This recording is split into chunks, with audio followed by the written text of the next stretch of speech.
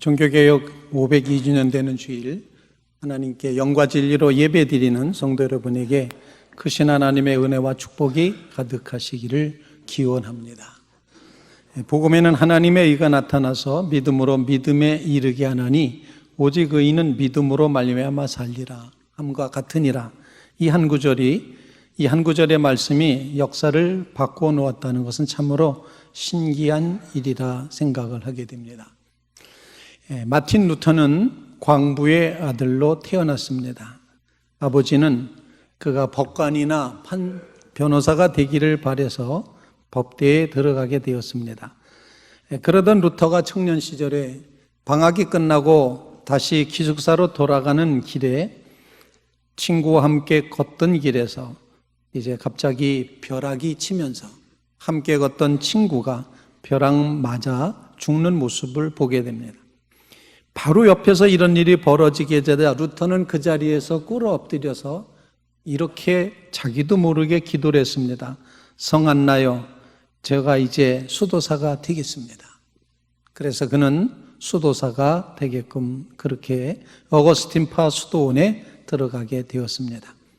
아버지는 몹시 서운해해서 늘 강하게 이제 루터를 이렇게 푸시했다 그렇게 표현하고, 그래서 굉장히 강력한 성격을 가졌던 아버지 때문에 루터는 늘 아버지를 무서운 존재로, 어려운 존재로 그렇게 생각을 했기 때문에 나중에 고백할 때 주기도문하며 하늘에 계신 우리 아버지라고 말할 때 아버지라는 이름만 나오면 그게 엄청난 부담이 되었다고 그렇게 표현을 합니다.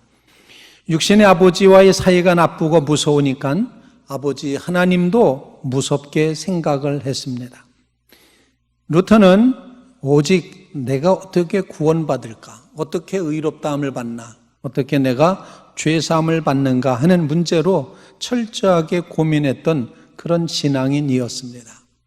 천주교회가 가르쳐주는 구원의 길을 위해서 고행하고 금식하고 순례의 길을 걸었고, 심지어는 성당의 층계를 오르내리며 입맞추기도 했습니다. 그러나 그의 마음에는 구원의 확신이 없었습니다.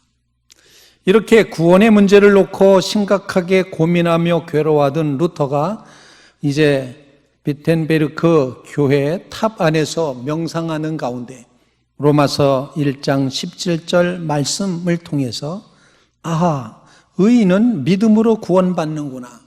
예수 그리스도의 십자가의 보혈의 피가 우리에게 전가되어서 우리에게 보혈의 피를 입혀주셔서 구원을 받는 거구나. 그래서 자신이 구원받았음에 대한 기쁨과 확신을 얻게 되었습니다. 이제까지 긴 세월 동안 자신의 구원을 위해서 그렇게 애써서 노력했지만 업적을 쌓으려고 공로를 세우려고 했었는데도 이 구원의 감사가 없었는데, 루터에게 이 말씀을 통해서 주시는 구원의 기쁨과 확신이 이제 얻어졌습니다. 새 사람, 자유함, 구원의 감격 속에 살게 되었고 하나님의 은혜라는 것을 기억하게 되었다는 것입니다. 고세 사람들은 루터의 이 체험을 가르쳐서 탑의 체험이라 이렇게 표현을 합니다. 루터는 이처럼 탑의 체험을 통해서 의인은 믿음으로 말미암아 살리라 라는 그런 말씀을 들고, 당시에 자신의 구원 문제를 가지고 씨름했던 그가 당시 교회가 가르쳤던 잘못된 구원에 대해서 항의하고자 이제 95개조 항의문을 내건 것이 드디어 종교개혁의 시작이 되었습니다. 오늘 창세기 본문 말씀에 이후에 라는 말로 시작을 하는데, 그 앞서에는 아브라함이 침략자였던 메소포타미아 4개 연합군을 물리치고 자기 조카 롯을 비롯해서 소돔의 왕을 구출해 그 포로들을 구출한 일이 있었던 이후에라는 말이었습니다. 아브라함은 어떤 의미에서 다시 자기 조카를, 포로로 붙잡혀갔던 조카를 데리고 구출해내고 주변 사람들을 살려낸 것에 대한 승리의 기쁨보다도 적군의 보복이 더욱더 두려웠던 그런 시간이었습니다. 자식도 없고 적군의 보복이 두려워서 영적으로 정신적으로 기력이 쇠하여져 있는 기진맥진한 그때 하나님께서 아브라함에게 나타나셔서 말씀하십니다. 두려워하지 말라. 하나님 자신이 방패시라고 말씀을 합니다. 그리고 하나님이 큰 상급이시라고 말합니다. 거듭되는 하나님의 약속에도 불구하고 아브라함은 자기가 고령인데 아직 아들이 없습니다. 후사가 없다면 기업으로 주시는 가나안 땅은 도대체 무슨 의미가 있겠습니까? 아브라함이 그래서 하나님께 문제 제기를 합니다. 주 여호와여, 나에게 무엇을 주시려 하시나이까? 나는 자식이 없사오니 나의 상속자는 이 다메섹 사람 엘리에셀입니다. 아브라함이 또 말하되 주께서 내게 자녀 즉 씨를 주지 아니하셨으니 내 집에서 길린 자가 내 상속자가 될 것이니이다. 집안에 아주 신실한 청직이었던 다메섹 출신인 종, 얼마나 잘 도와줬는지 이름 자체가 엘리에셀, 하나님이 도움이시다라는 그런 이름을 가지고 있는 이 종을 후사로 삼는 게 최선책이겠다고 하나님께 말을 했던 것입니다. 이에 대해 하나님께서는 후사 문제를 거듭 언약으로 보장해 주십니다. 그 사람이 아니다. 그 사람이 내 상속자가 아니라 내 몸에서 날 자가 내 상속자가 되리라. 그리고 아브라함을 이끌고 밖으로 나가셔서 하늘을 우러러 무뼈를 셀 수 있나 보라. 내 자손이 이와 같으리라. 이렇게 말씀을 하셨습니다. 이때 이 말씀을 통해 주시는 하나님의 음성을 듣게 됩니다. 첫째로 믿음으로 말미암아 살리라 고백하는 것은 하나님께서 우리의 믿음을 의로 여기신다는 의미입니다. 오늘 창세기 15장 6절 말씀, 아브라함이 여호와를 믿으니 여호와께서 이를 그의 의로 여기시고 라고 기록을 하고 있습니다. 여기 믿는다는 말은 어원적으로 아멘이라는 말과 같은 의미를 지니고 있습니다. 계속해서 꾸준히 신뢰하고 믿음을 세워가는 것을 표현하는 것입니다. 어떤 대상에게 자신을 맡기고 끝까지 의지하려는 마음의 상태를 아만, 믿으니, 아멘 이렇게 표현하는 것입니다. 이처럼 참된 신앙은 형편과 사정과는 무관하게 무조건적으로 그 일을 이루실 하나님께 대해서 절대적인 신뢰를 가지고 의지하는 것, 믿으니라고 표현을 하는 것입니다. 하나님은 아브라함이 믿으니 하나님께서 이를 그의 의로 여기셨다 말하고 있습니다. 의라는 단어는 결코 쉬운 단어가 아닙니다. 생각이나 행동이 하나님의 뜻과 일치하는 상태를 의라고 정의를 해봅니다. 생각과 뜻이 하나님의 마음과 일치할 때, 하나님의 뜻과 일치할 때를 의라 표현을 하고, 그렇다면 타락하기 이전에 아담과 하와의 모습이 아마 의다라고 표현할 수가 있을 것 같습니다. 하지만 타락한 인간에게는 의를 찾아볼 길이 없습니다. 그래서 로마서 3장 10절에도 기록된 바 의인은 없나니 하나도 없으며 라고 기록을 하고 있습니다. 다만 인간은 언제 의로워질 수 있느냐? 우리가 하나님을 믿을 때 그 믿음을 하나님이 의로 여기실 때 그때만 우리가 의롭다 여김을 받을 수 있다는 것입니다. 모든 사람이 죄를 범하였음에 하나님의 영광에 이르지 못하더니 그리스도 예수 안에 있는 속량으로 말미암아 하나님의 은혜로 값없이 의롭다 하심을 얻은 자 되었느니라. 하나님이 의롭다고 값없이 우리에게 의롭다고 인정해 주셔서 우리가 속량을 받았다는 것입니다. 그렇기 때문에 우리 사람의 입장에서, 인간의 입장에서는 의라는 단어보다는 우리에게 어울리는 단어는 칭의라는 단어가 더 어울린다 생각합니다. 우리는 의롭다 여김을 받았을 뿐입니다. 하나님이 아브라함의 믿음을 보시고 그의 의로 여기셨다고 말합니다. 여기서 여기셨다는 것은 인정했다는 말이기도 하고 옮겨 놓으셨다는 그런 의미이기도 합니다. 그렇지 않은데 그렇다고 옮겨 놓은 것입니다. 바로 아담의 죄가 전 인류의 죄로 여겨진 것이나 그리스도의 피의 공로로 죄인이 의롭다함을 받는 것, 이 모든 것이 전가되고 옮겨지고 인정받은 것이라고 표현할 수가 있습니다. 로마서 5장 12절 말씀에 그러므로 한 사람으로 말미암아 죄가 세상에 들어오고 죄로 말미암아 사망이 들어왔나니 이와 같이 모든 사람이 죄를 지었으므로 사망이 모든 사람에게 이르렀느니라. 전가되었다는 것입니다. 로마서 4장에 아브라함에 대해서 사도 바울이 이렇게 말합니다. 약속하신 그것을 능히 또한 이루실 줄로 확신하였으니 그러므로 그것이 그에게 의로 여겨졌느니라. 그에게 의로 여겨졌다 기록한 것은 아브라함만 위한 것이 아니요 의로 여기심을 받을 우리도 위함이니 곧 예수 우리 주를 죽은 자 가운데서 살리시는 이를 믿는 자니라. 예수는 우리 범죄한 것 때문에 내어줌이 되고 또한 우리를 의롭다 하시기 위하여 살아나셨느니라. 이렇게 말씀하므로 우리가 하나님을 믿고 의지하는 것, 우리의 믿음을 하나님이 의로 여기신다. 이렇게 말씀을 하고 있습니다. 아브라함이 하나님을 믿음에 그 믿음을 의로 여기신 것입니다. 그래서 의인은 믿음으로 말미암아 살리라 선언하게 되는 것입니다. 믿음의 참된 대상이신 하나님에 대한 올바른 믿음의 결과는 의로 여기심입니다. 깨끗하다, 올바르다 이렇게 표현할 수 있는 이 의의가 죄로 인해서 더럽혀짐이 없는 그런 상태를 말하고 있지만 우리는 실제 죄인이기 때문에 하나님께서 의롭다고 여겨주셔서 의인이 되었다는 것입니다.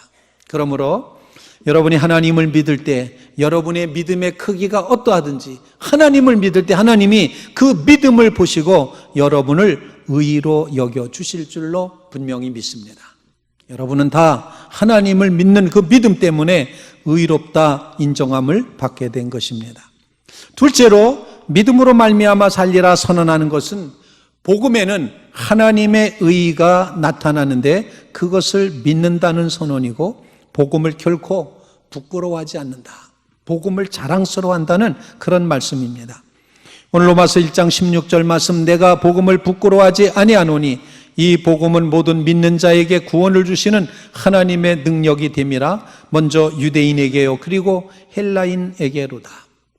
이 본문은 문장마다 왜냐하면 이라는 말로 시작합니다. 왜냐하면 내가 복음을 부끄러워하지 않는데 왜냐하면 이 복음은 우리를 구원하신 하나님의 능력이기 때문이다. 이렇게 말하고 있습니다. 부끄러워하지 않는다. 이 표현은 예수님께서 이미 말씀하셨기를 누구든지 이 음란하고 죄 많은 세대에서 나와 내 말을 부끄러워하면 인자도 아버지의 영광으로 거룩한 천사들과 함께 그 사람을 부끄러워하리라. 누구든지 나와 내 말을 부끄러워하면 인자도 자기와 아버지의 거룩한 천사들의 영광으로 올 때 그 사람을 부끄러워하리라. 예수님과 예수님의 말씀인 복음을 부끄러워하지 말라고 가르쳐 주셨기 때문에 사도 바울은 복음을 부끄러워하지 않는다 이렇게 예수님의 말씀을 염두에 두고 그렇게 말했습니다. 그리고 자신들을 지혜롭다고 생각하는 특별한 종족이라고 생각하는 헬라 사람들, 로마 시대의 그 사람들을 상대할 때도 사도 바울은 자신이 전하는 복음이 로마 제국의 저변방 식민지 유대 지역 갈릴리 땅에서 시작된 그리스도의 복음이지만 결코 부끄럽지 않다고 자신 있게 고백을 하는 것입니다. 지혜롭다고 자부했던 헬라 사람들은 복음을 미련한 것이라고 조롱하였으나 바울은 그리스도의 복음이 가진 구원을 그 생명적인 능력을 체험했기 때문에 잘 알기 때문에 결코 부끄러워하지 않고 과감하게 담대하게 그 복음을 전파할 수 있었던 것입니다. 유대인은 표적을 구하고 헬라인은 지혜를 찾으나 우리는 십자가에 못 박힌 그리스도를 전하니 유대인에게는 꺼리끼는 것이요 이방인에게는 미련한 것이로되 오직 부르심을 받은 자들에게는 유대인이나 헬라인이나 그리스도는 하나님의 능력이요 하나님의 지혜니라. 왜냐하면 복음은 믿는 자에게 구원을 주시는 하나님의 능력이기 때문에 그렇습니다. 사랑하는 성도 여러분, 이 복음을 부끄러워하지 마시기를 간절히 바랍니다. 복음의 본질, 그것은 바로 하나님의 능력입니다. 하나님이 생명을 구원하시는 구원의 능력입니다. 그리고 이 복음은 믿음을 요구합니다. 그리고 복음을 믿은 결과는 우리에게 구원이 주어지는 것입니다. 그리고 복음이 주는 구원은 결코 부끄러운 것이 아닙니다. 여러분이 이 복음을 정말 자랑스럽게 생각하며 그 하나님의 구원의 능력이 되는 복음을 선언하며 살아가는 믿음의 성도들 되시기를 주님의 이름으로 부탁을 드립니다. 물리적으로 환경적으로 로마 제국이 엄청 커 보입니다. 그러나 인생을 살리고 생명력을 더해주고 인생을 바꾸는 새로운 생명의 복음, 그 복음은 힘이 있다, 능력이 있다. 결코 부끄러워할 이유가 없었던 것입니다. 유대인에게서부터 헬라인에게로 순차적으로 주 구원의 복음이 전파될 것입니다. 복음에는 하나님의 의가 나타났습니다. 복음이 어떻게 인간을 구원할 수 있습니까? 하나님의 의가 나타났다는 것, 하나님의 의는 로마서의 주제 단어입니다. 반대말은 하나님의 진노입니다. 하나님의 의와 하나님의 진노는 바로 반대말로 나타납니다. 인간의 본성적인 의나 율법을 행함으로 도달할 수 있다고 생각하는 그런 의와는 다르게 하나님의 의는 이 세상에서 사용하여 처벌할 수 있는 죄가 없는 상태, 죄 없는 상태를 의미하는 것과는 전혀 다르다는 것입니다. 구약에서의 하나님의 의는 죄에서부터 멀어진 상태만 말하는 것이 아니라 죄와 멀어졌지만 더 나아가서 원수에게서 그 백성을 구원하시는 하나님의 성품이라고 표현을 해서 우리를 구원하신 하나님의 능력과 성품이 하나님의 의다, 이렇게 표현을 하고 있습니다. 그래서 하나님은 위대하시다 하는 그 말을 항상 말하게 하소서. 나의 혀가 주의 의를 말하며 종일토록 주를 찬송하리이다. 시편 35편 28절에 그렇게 기록을 하고 있습니다. 이사야서 56장 1절 말씀에는 여호와께서 이와 같이 말씀하시기를 너희는 정의를 지키며 의를 행하라. 이는 나의 구원이 가까이 왔고 나의 공의가 나타날 것임이라 하였도다. 구약의 의는 옳은 행동과 함께 하나님께서 그 백성을 구원하시는 능력이 하나님의 의라고 표현을 했습니다.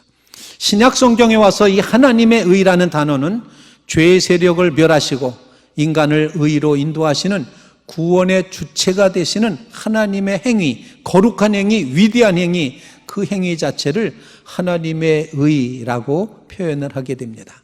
이렇게 구원하신 하나님과의 관계를 중요시하는 그런 하나님의 의, 바로 이 하나님의 의가 복음에 나타나 있다는 것입니다. 다시 말씀드리면 예수 그리스도의 십자가 구속의 복음에 하나님의 의가 나타나 있습니다. 감춰졌던 진리가 드러나는 것처럼 하나님의 의가 하나님의 복음 안에 담겨 있다는 사실, 하나님의 의, 예수 그리스도의 십자가의 이 귀한 복음 속에 하나님의 의가 담겨 있습니다. 하나님이 구원하시는 능력이 담겨 있다는 것입니다. 결코 부끄러워할 일이 아니고 자랑할 일이라는 사실입니다. 그 의가 십자가에서 나타나셨습니다. 주님의 복음을 부끄러워하지 않고 하나님의 의가 담긴 복음을 여러분의 것으로 받아들이는 믿음의 성도들, 복음의 성도들 되시기를 주님의 이름으로 축원을 드립니다. 세 번째로 믿음으로 말미암아 살리라 선언한 것은 그리스도인의 삶은 하나님을 믿는 믿음의 삶이어야 된다는 사실을 가르쳐 줍니다. 다른 말로 표현하면 공로가 아니라 믿음으로 구원받는다는 사실입니다. 루터 당시의 로마 캐톨릭, 로마 천주교의 구원가는 믿음이 아니라 공로로 구원받는다, 그렇게 생각을 했습니다. 그래서 로마 천주교에는 모든 것이 다 공로가 쌓여야 된다, 공로가 많이 쌓일수록 많이 구원받는다, 이렇게 생각을 했고, 가정에, 가문에 혹시 십자군 전쟁에 나간 군사가 있으면 그건 공로를 쌓은 것이다, 몇 명이 나갔냐, 더 많이 나가야 된다, 이렇게 생각을 했고, 그리고 누가 금식을 더 많이 했느냐, 누가 고행을 더 많이 했냐, 누가 더 순례의 길을 많이 떠났었느냐, 바로 그것이 공로가 되어 구원받는다고 생각을 했습니다.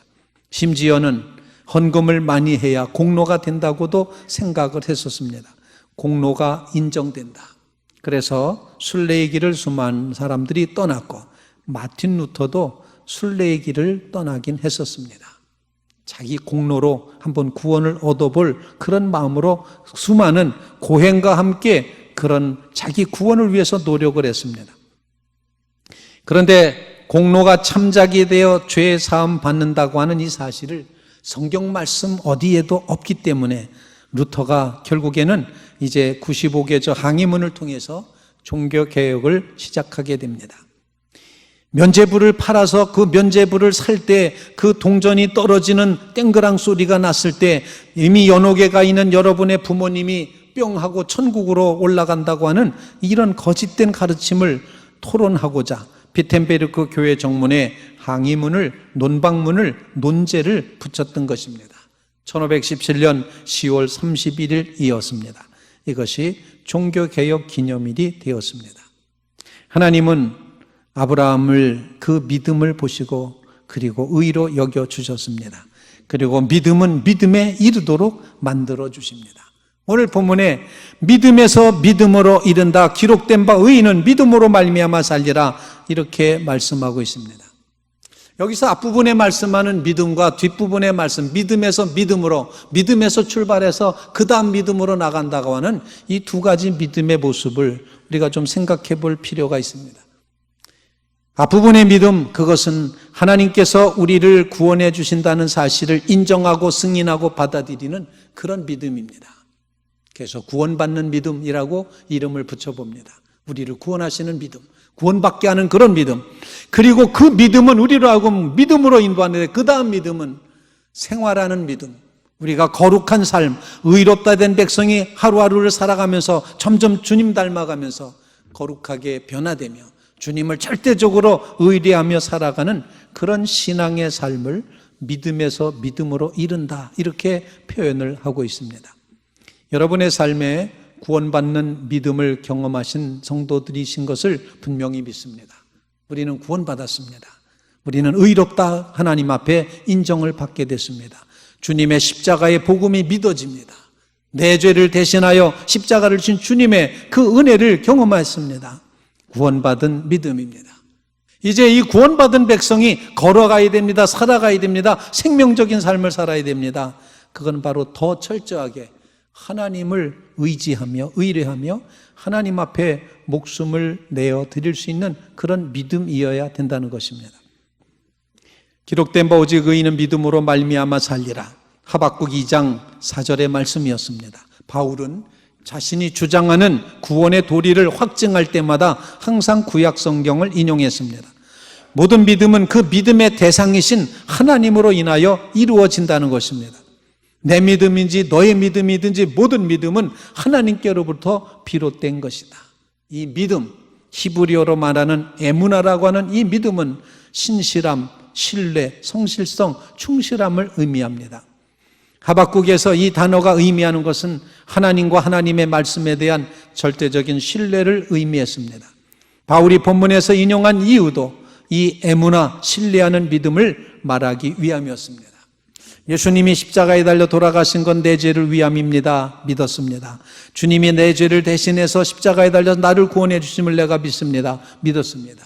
이것은 승인하는 믿음, 인정하는 믿음이었습니다. 이제 우리는 내가 믿는 바에 대해서 내 생명을 바쳐야 된다는 사실입니다. 내 목숨을 걸어야 된다는 그런 사실입니다. 이것이 바로 믿음에서 믿음으로 이르는 원리라고 말씀을 할 수가 있습니다. 죽음마저도 하나님의 은총으로 받아들이는 믿음이 바로 이 믿음입니다. 쉽게 설명을 드리기 위해서 제가 이제 일부 예배 때부터 이제 설교문에는 없지만 예로 드는 것이 있습니다. 한 사람이 나이아가라 폭포 위에 이제 외줄을 이제 걸었다고 합니다. 쇠줄이었겠죠.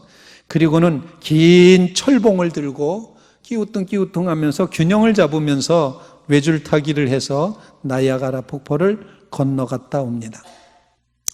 사람들에게 묻습니다. 그의 이름은 블렌돈이라는 사람이었는데 그가 묻습니다. 여러분, 제가 저기를 이제 갔다 올 줄로 믿습니까? 이렇게 내가 줄 타고 쓰러지지 않고 떨어지지 않고 이렇게 갔다 올 줄로 믿습니까? 사람들이 이제 처음에는 믿지 않았지만 한번 갔다 오고 난 다음에 물어보니까 갔다 올 수 있다고 믿는다고. 당신이 분명히 여기서부터 저까지 갔다 올 수 있다는 것을 우리가 믿는다. 그렇게 말했습니다. 그러자 블렌동에 거기 모여있는 사람들한테 이렇게 말했다는 거죠. 여러분들이 내가 건너갔다 올 줄 믿는다면 이런 믿으시는 분 누구든지 나오셔서 제 어깨에 타시기 바랍니다. 그럼 제가 걸어갔다 오겠습니다. 그렇게 말하는 겁니다. 믿는다고 했던 사람들이 갑자기 찬물 끼얹은 것처럼 조용합니다. 아무도 나서는 사람이 없습니다. 여러분 같으면 혹시 나서겠습니까? 믿긴 믿어요. 그 사람이 갔다 올 줄을 믿긴 믿어. 그런데 내 목숨을 맡길 수는 없는 거예요. 그런데 아무도 안 나타나는데 그 중에 조그만 어린이 하나가 제가 타겠습니다라고 손들고 나서는 겁니다. 그래서 블랜도는 그 어린이를 어깨에다 무동을 태우고 그리고서 건너갔다 오는 것입니다. 여러분, 자기 목숨을 맡긴 그 어린이는 블랜돈의 아들이었다는 것입니다. 아들은 아버지를 정말 믿은 겁니다. 갔다 올 수 있다 가능성을 믿은 게 아니라 정말 내 목숨을 아버지의 어깨에 타서 그래서 이제 그 믿음을 보여준 것입니다. 바라기는 종교개혁주의를 사랑하는 성도 여러분, 여러분 모두 주님의 어깨에 올라타시기를 간절히 바랍니다. 주님 무거우시겠지만 주님께 내 삶을 다 드립니다. 목숨마저도 드립니다. 떨어져 죽어도 주님께 드립니다. 이게 바로 믿음이라는 사실, 믿음에서 믿음에 이른다는 그 표현이라는 것을 기억하시면서 여기서 살리라는 말씀은 영생을 얻는다는 말씀입니다. 여러분의 삶에 이와 같이 믿는 자로서 영생에 이르는 축복을 경험하시기를 주님의 이름으로 축원을 드립니다. 같이 기도드리겠습니다.